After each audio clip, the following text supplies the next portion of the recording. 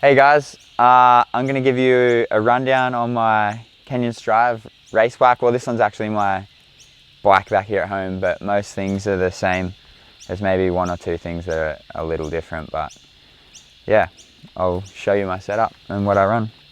So I did a fair bit of testing in France in the off season, trying to figure out whether I was going to run a large or extra large frame. I think the extra large frame fitted me a little bit better, but it was super hard to get around tight turns, and there's heaps of those on enduro tracks. So I ended up going with the large frame because it's just more nimble, easier to get around tight turns, and after maybe a couple weeks, 3 weeks on it, I felt pretty used to it. So I've got the Zeb on the front, set at 180.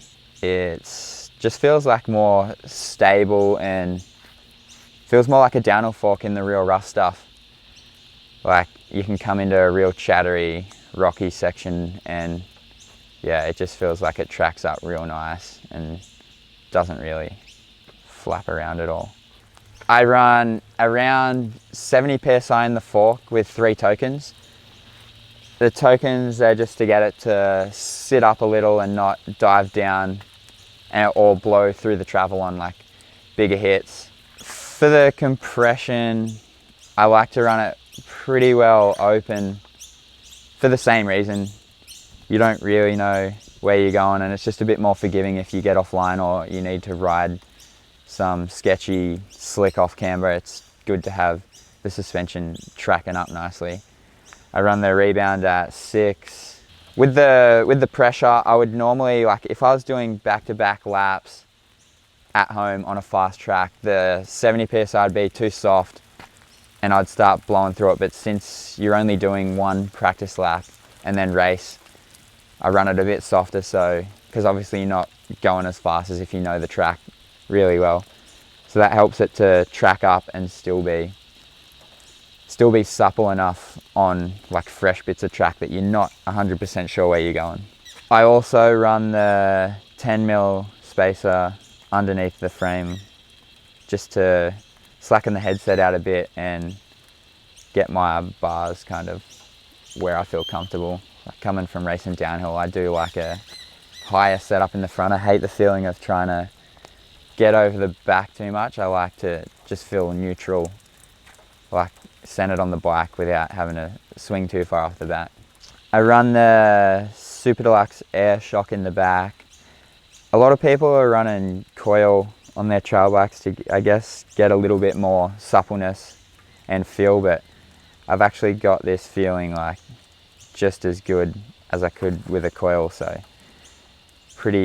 one of the better testing sessions I've had in France this year. Sometimes I come away from testing and feel like I've gone around in circles, but this time I actually felt like the shock was as good as it could be.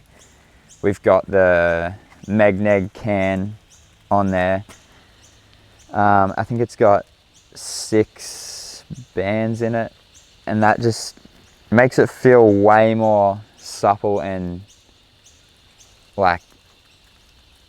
gives it a better reaction, I guess, on all the little small stuff. I've got 3.5 tokens in there, same thing as the front, just to make it ramp up a little and not just blow through the travel. Keep it sitting up nice. So I feel like this combo is probably the best I've had with compromising between having it real nice and supple on the chattery off camber bits where you gotta have lots of traction, and then still feel like I can send off a drop or something that comes up that you're not ready for, and I'm not worried about just blowing through and bottoming out real hard. So it's definitely one of the best rear shock setups I've had. I run the low speed compression at 12, the rebound at 4, and 172 PSI in the shock, and I'm around 83 kilos. I run the pedal assist open, obviously, most of the time, but if I'm doing a liaison or a climb up to the next stage, I'll lock it out For those climbs, I've also got the Shapeshifter, which switches out the travel from 150 to 135 and gives it like a more solid platform for pedaling, so it's just way better to pedal. So that's a big help. But I also run that Shapeshifter like mid-stage a lot of the time. If it's like a big pedal or like a pumpy section with heaps of rollers and berms, I'll flick that over because it's not as soggy and you can generate speed better. For tyres, on my trail bike, I run different to my downhill bike, but for the trail bike, I run a downhill Assegai out front in 2.5, and I run a downhill Minion rear DHR2 for the back in the 2.4. I run the downhill casing just to be sure, because some of the tracks are actually pretty gnarly, like just as gnarly, if not more jaggery and natural than the downhill tracks. So it's pretty easy to slice a tire or get a flat. So bit of reassurance just to run the downhill casing. And I run no inserts inside of those. For the drivetrain, I've got the SRAM X01 Eagle Axis, like the full wireless setup. It's pretty mad. Just looks cool as well. But it's like super easy if you bend a derailleur or something mid-race or like whatever. It's just real quick to swap out. I run the 10 to 52 newer cassette just for the super steep climbs, like save the legs a bit. But back home, we don't really have any big hills or real steep stuff, so I've just got the 50 on there at the moment. I run the 34 sprocket up front, and that's about it for the drivetrain, eh? For the brakes, I run the SRAM code RSC, and I like to run the 220mm rotors paired with those, because with ever since I went to 29-inch wheels, I always go with bigger rotors because there's more more leverage on the wheel pulling the disc through, and I feel like it just keeps them powerful and keeps them like touchy. I like my brakes super touchy. Like I want to just be able to feel the bite point and have them stop. I don't want to have to pull them too hard. This helps with like arm pump or just sore hands on really long steep tracks where you're just on the brakes all the time. It just, yeah, they don't burn out as quickly as a 200, I don't think. Maybe because I'm a little heavier as well than some riders, but I've always went with that. For the post, I run the RockShox Reverb Axis with ergon seat on top. It's the same as the derailleur. It's just pretty mad having no cables, and if something happens, it's so easy and quick to swap out, which is handy. Yeah, I got the G5 stem and bars. I run my bars cut down to 760 on the trail bike. I switch between, I have them a bit wider on the downhill bike, but yeah, 760 on the trail bike with 30mm rise, and then I like to run, I think it's about 35mm worth of spacers under there, just, yeah, to get the bars at the right height. As I said before, I don't like fighting to get over the back. Had to just modify the Shapeshifter a little bit with the new Axis dropper lever thing. I run the little stem spacer Garmin mount that I stole off Benji, one of the Kenyan mechanics,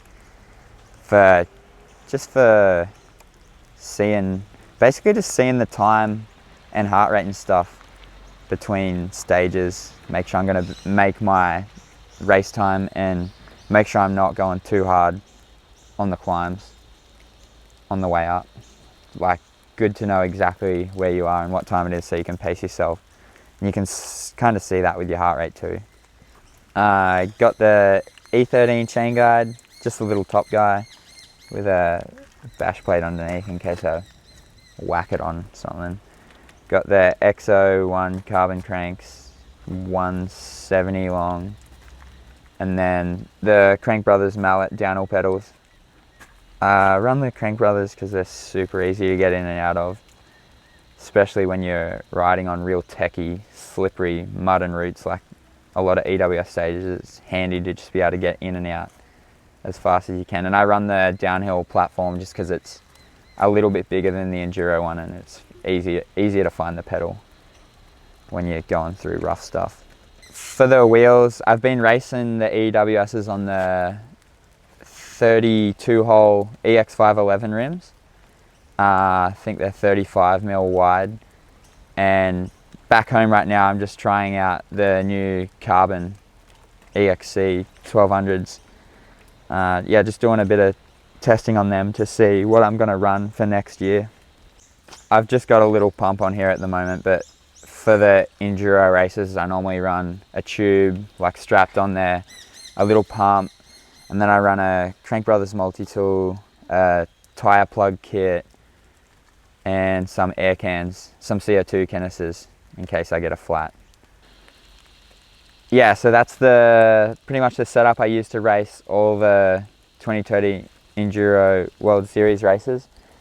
If you guys want to see some more stuff like that on my other bikes, let us know in the comments.